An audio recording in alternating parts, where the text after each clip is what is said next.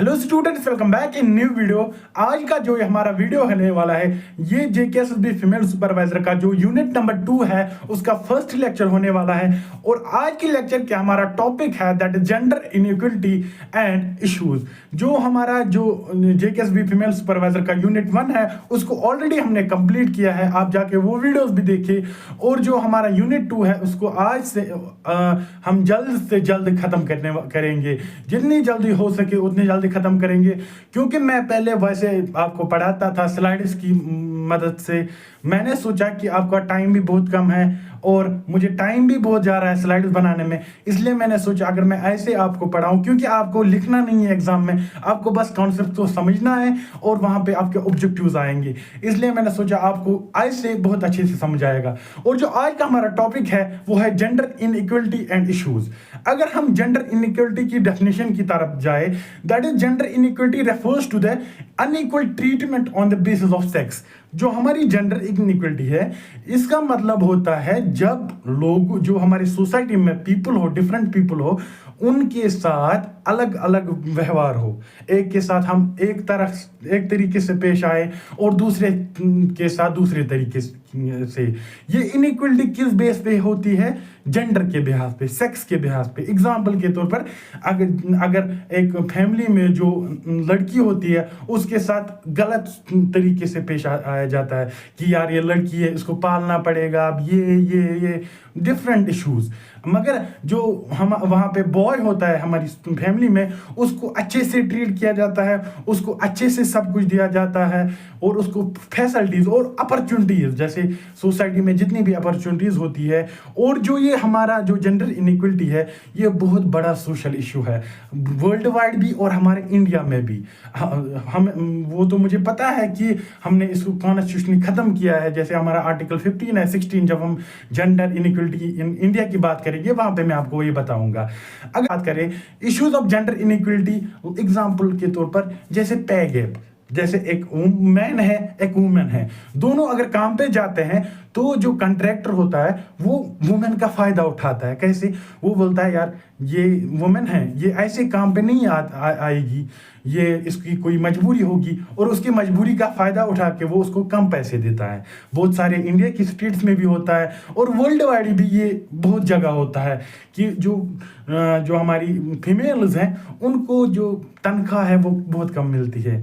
और इसी को ये जो हमारा फर्स्ट इशू है दैट इज पे गैप। पे गैप जो मेन और वुमेन में वो बहुत बड़ा इशू है हमारी जेंडर इनइक्वलिटी का।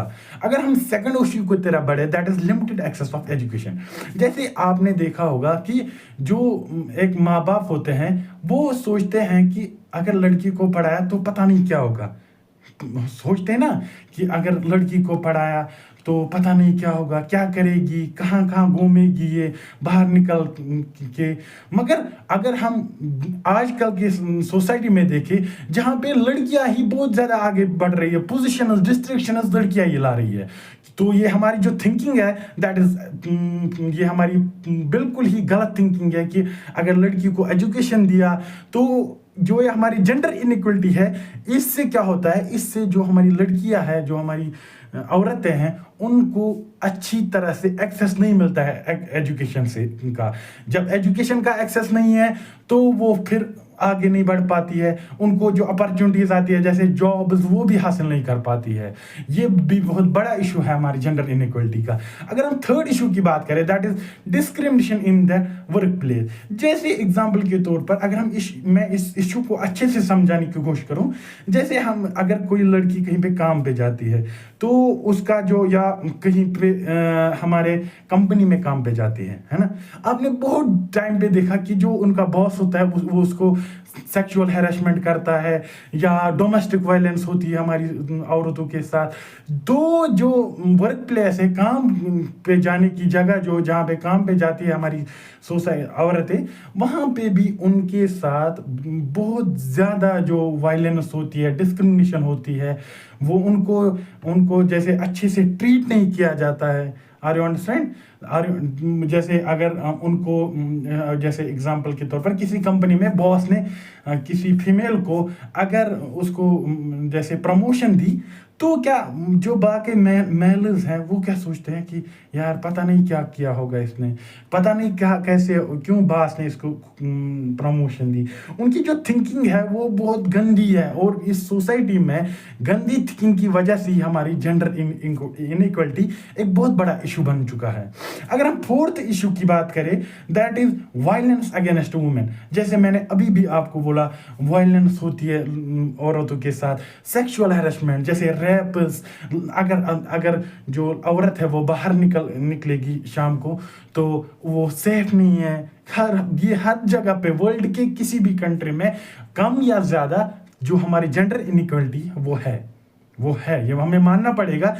ये हर जगह हर सोसाइटी में एग्जिस्ट करती है, और ये सबसे बड़ा एक सोशल इशू है। सोसाइटी का हमारा सबसे बड़ा सोशल इशू है जेंडर इनइक्वलिटी।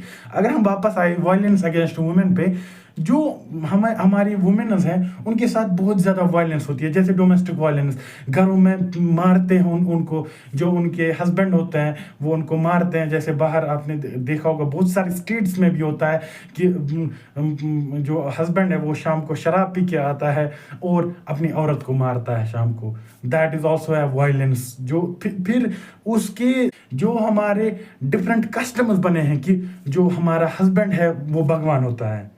जैसे बोलते हैं ना कि हस्बैंड एक भगवान होता है, जिससे क्या होता है जो लड़की है वो कुछ नहीं कर पाती है, फिर कुछ नहीं कर पाती, उसके खिलाफ वो कोई एक्शन नहीं ले पाती।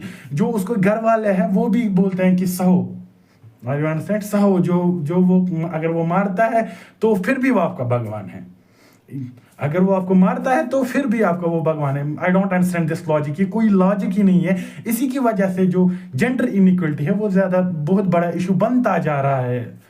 इसके बाद अगर हम बात करें हमारे इंडिया में जो अगर हम देखें कि इवन रैपिड इकोनॉमिक ग्रोथ हो रही है, इंडिया इकोनॉमी में आगे आगे बढ़ रहा है, मगर फिर भी इंडिया में अभी के टाइम पे जो हमारी जेंडर इनइक्वलिटी है ये बहुत हमारी इंडियन सोसाइटी का बहुत बड़ा इशू है, बहुत बड़ा है। जैसे अगर किसी के घर में जैसे बेटी होती है, बेटी तो उनको जो भी नेबर होगा वो उनको बोलता है आपका मुबारक हो। वो कैसा मुबारक है, बेटी हुई है, खुश नहीं होते हैं माँ बाप। अगर बेटा हुआ है तो बहुत ज्यादा खुशी होती है उनको, हाँ हमारा बेटा हुआ है, हमें खुशी है, बोलते हैं ना। ये it is also issue of our society. हमारी इंडियन सोसाइटी का ये बहुत बड़ा इशू है, जो काज किसका बनता है, फिर जेंडर इनइक्वलिटी का। अगर हम इंडियन सोसाइटी में इश्यूज देखें, there are money issues in our Indian society, मगर हम 2 3 4 पे बात करेंगे जिससे हमें समझ आए इंडियन सोसाइटी में, क्योंकि आखिर तो हमें इंडिया का ही पूछा जाएगा एग्जाम में। अगर हम पहले इशू की बात करें, दैट इज पुअर्टी, गरीबी सबसे बड़ा इशू है जेंडर इनइक्वलिटी के। जैसे एग्जांपल के तौर पर, जैसे कोई औरत है, कोई लड़की है, वो गरीब फैमिली से आती है, उसको जो अगर उसकी शादी किसी अमीर फैमिली में हुई और उसने दहेज नहीं दिया है तो उसको मारते हैं, वो तो उसको बर्दाश्त करना है क्योंकि वो गरीब फैमिली से आती है, पुअर्टी है। उनको जो माँ बाप है वो पुअर थे, इसलिए वो उनको उस लड़की को सहना पड़ता है ये सब।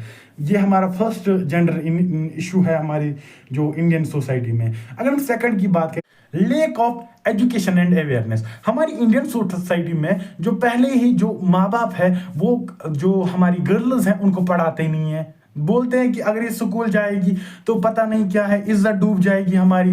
बहुत सारे स्टेट्स में अभी भी है कि लैक ऑफ एजुकेशन जहाँ पे ज़्यादा है वहाँ पे बोलते हैं, मानते हैं कि अगर जो गर्ल है उसको स्कूल भेजा तो हमारी इज्जत डूब जाएगी, पता नहीं वहाँ से क्या क्या करेगी। मगर ये नहीं सोचते हैं जब लड़का जाता है तो वो क्या क्या करेगा। Are you understand?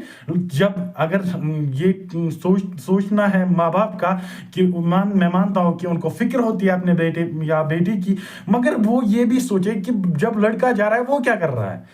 इस ये lack of education and awareness की वजह से, जब औरत को पता ही नहीं है कि उन जो जेंडर इनइक्वलिटी के खिलाफ कौन कौन से कानून हैं, कौन कौन से लॉज हैं, तो वो कैसे उभर पाएगी एक जो जब उसके साथ वायलेंस हो, उसके साथ कोई वायलेंस हो सोसाइटी में, या उसकी डोमेस्टिक वायलेंस हो या सेक्सुअल वायलेंस हो, हरेसमेंट हो, तो वो कैसे उभर पाएगी, उसको उसका मुकाबला कैसे कर पाएगी जब उसको पता ही नहीं है कि कौन कौन से लॉज हैं, कौन से मेथड्स है।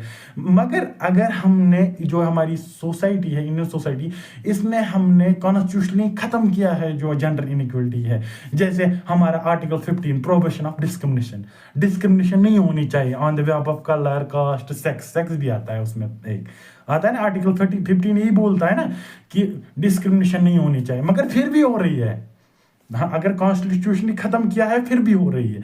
और इसी के साथ साथ आर्टिकल 16 इक्वल अपॉर्चुनिटीज मिलनी चाहिए। जो हमारे जॉब अपॉर्चुनिटीज है हमारी सोसाइटी में, वो इक्वल मिलनी चाहिए। पब्लिक जॉब्स जो है उनमें इक्वल अपॉर्चुनिटीज मिली, ये आर्टिकल 16 बोल रहा है हमारा। मगर फिर भी हमारे जो इंडिया में है इक्वल अपॉर्चुनिटीज नहीं मिलती है। जैसे मैंने अभी आपको बोला, डिस्कस किया आपके साथ कि जो लेडीज़ हैं उनको कम वेज मिलते हैं, उनको कम, जो हमारी सोसाइटी में उनको बालातर नहीं कम तर माना जाता है। उनको जो मेल्स है, जो हमारे मर्द हैं, उनसे नीचे माना जाता है, ऊपर नहीं। Are you understand? अगर हमने कॉन्स्टिट्यूशनली खत्म भी किया है, मगर अभी भी ये डीपली एम्बेडेड है हमारी सोसाइटी में, हमारी सोसाइटी के रूट्स में बसा हुआ है जेंडर इनइक्वलिटी। इसके बाद अगर हम आगे बढ़े, जो हमारा तीसरा है, that is social customs, beliefs and practices. Social customs, ऐसे हमने कस्टम्स बनाए हैं, ऐसे बिलीफ है हमारे सोशल कस्टम्स एंड बिलीफ्स कि जो एक लड़की है, जैसे मैं एग्जाम्पल की मदद से अगर आपको समझाऊं, जैसे जो हमारा कॉन्सेप्ट है कि पति भगवान होता है, बोलते हैं ना कि पति भगवान का रूप होता है।